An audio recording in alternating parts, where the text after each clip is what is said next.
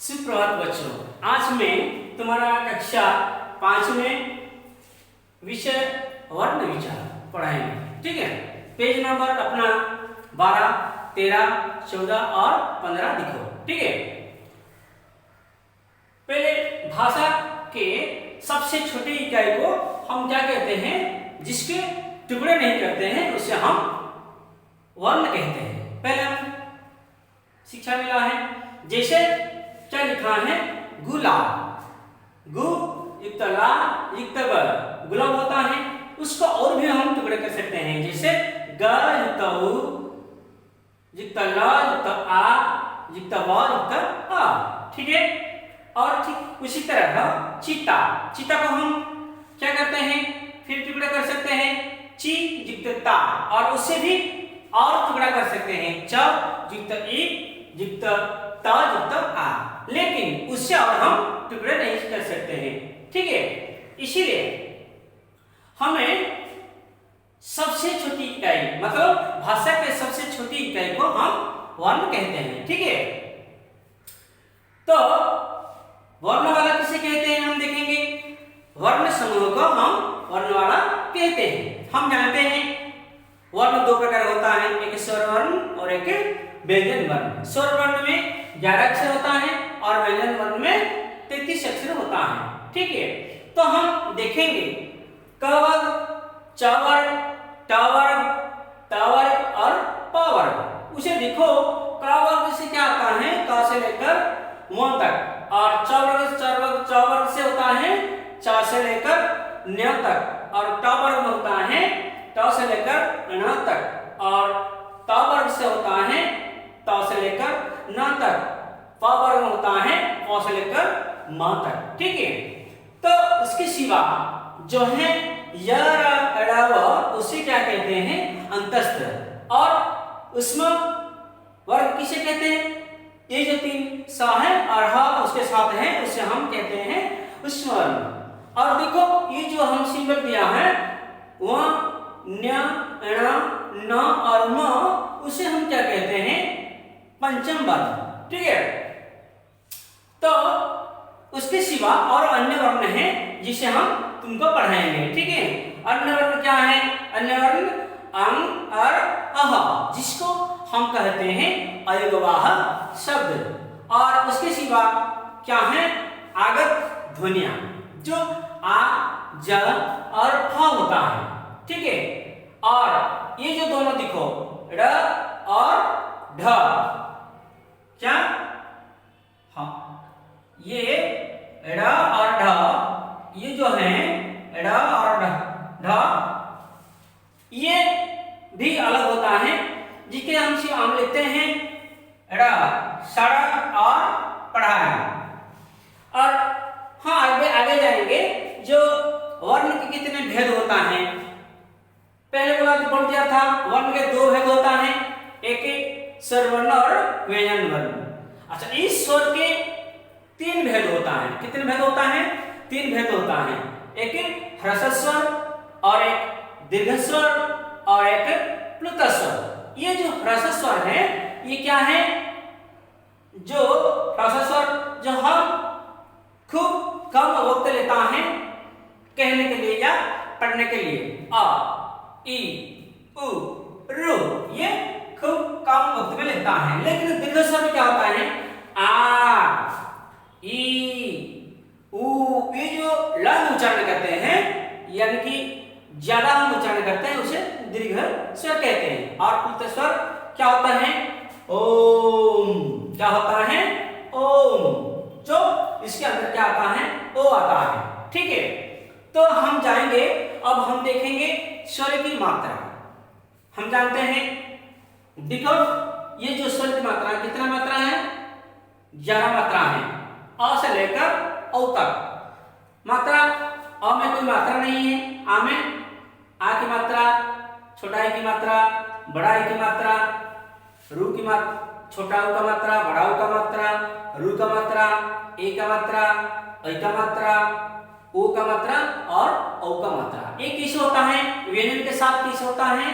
क युक्त अ, क होता है, और क युक्त आ, का, क युक्त ई की छोटा की। देखो हम यहाँ पे मात्रा के प्रयोग करके लिखा है कलम, उसके नीचे देखो कागज, उसके नीचे कीला, ऐसे सब लिखा है, आप किताब में देख सकते हैं। ठीक है, अब हम जाएंगे इसके सिवा हम जानते हैं व्यंजन वर्ण क्या होता है। व्यंजन वर्ण कितने होता है? 33 होता है, 33 अक्षर होता है, जिसे हम तुमको पढ़ा दिया है। ठीक है, कितना होता है? 33 अक्षर। व्यंजन का उच्चारण करते समय स्वर की सहायता लेनी पड़ती है। किसकी सहायता लेनी पड़ती है? स्वर का लेनी पड़ती है। तो ये कितना अक्षर होता है? 33 अक्षर होता है, क से लेकर ह तक। ठीक है, उसके सिवा हमारा संयुक्त व्यंजन है। ठीक है, ये जो संयुक्त व्यंजन किसे कहते हैं? एक से अधिक व्यंजनों का मेल से जो शब्द नया शब्द होता है उसे हम संयुक्त व्यंजन कहते हैं। जैसे क युक्त स, उसे मिलाकर क्या होता है? क्ष होता है। उसे मिलाकर हम दो शब्द कहेंगे, जैसे क्षमा, कक्षा, और त युक्त र को लगाकर क्या होता है? त्र, जैसे त्रिकोण, त्रिशूल। ठीक है, और ज और ज्ञ को लगाकर हम कौन सा शब्द निकलता है?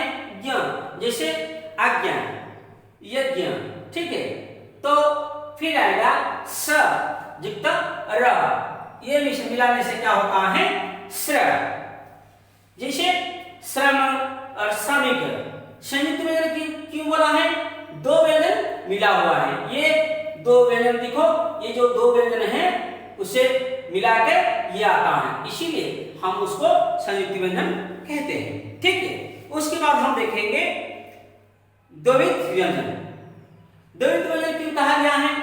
एक शब्द, एक जैसे व्यंजन को मिलकर बने व्यंजन को एक शब्द। देखो यहाँ पे लिखा है क और क, च और च, दो व्यंजन को अगर मिला देंगे एक शब्द का, एक अक्षर का, तो जैसे क युक्त क क्या हो गया? क, जैसे पक्का, चक्कर, ऐसा आता है।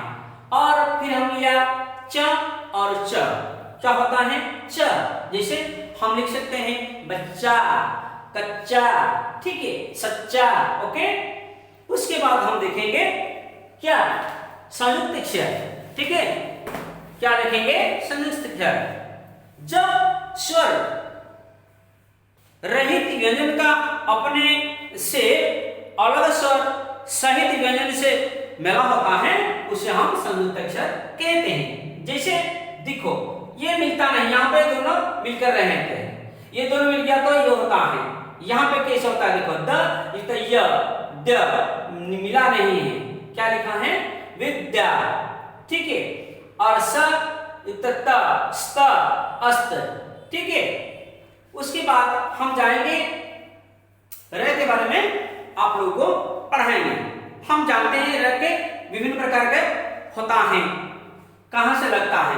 हम पहले देखेंगे जब र स्वर के बिना किसी व्यंजन में पहले हो तो र व्यंजन के ऊपर लिखा जाता है, किसको नीचे लिखा जाता है और तो किसी को ऊपर लिखा जाता है। जैसे हम देखेंगे कर्म, क्या कहेंगे?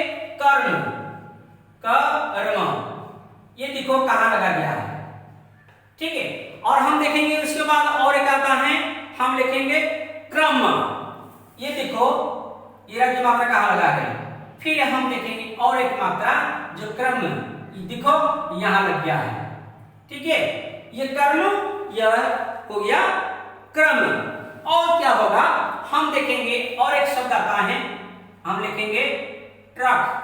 देखो ई भी र का चिन्ह आ गया है। देखो र का 1 2 3 आता है। ठीक है, और उसके सिवा हम रू की मात्रा का उच्चारण रे की तरह होता है।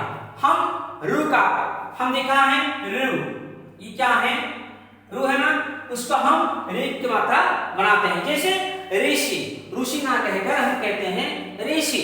ठीक है, और क्या कहेंगे? ऋषि कहते हैं। ठीक है, ये रू की मात्रा से क्या होता है? गृह। क्या होता है? गृह। और मृग क्या होता है? मृग। ऐसे होता है। ठीक है, अब हम पढ़ेंगे वर्ण विच्छेद। एक शब्द को हम टुकड़ा टुकड़ा करने से, ये एक वर्ण या अक्षर को हम अलग अलग कर देने से उनका विच्छेद होता है, अलग कर दिया जाता है।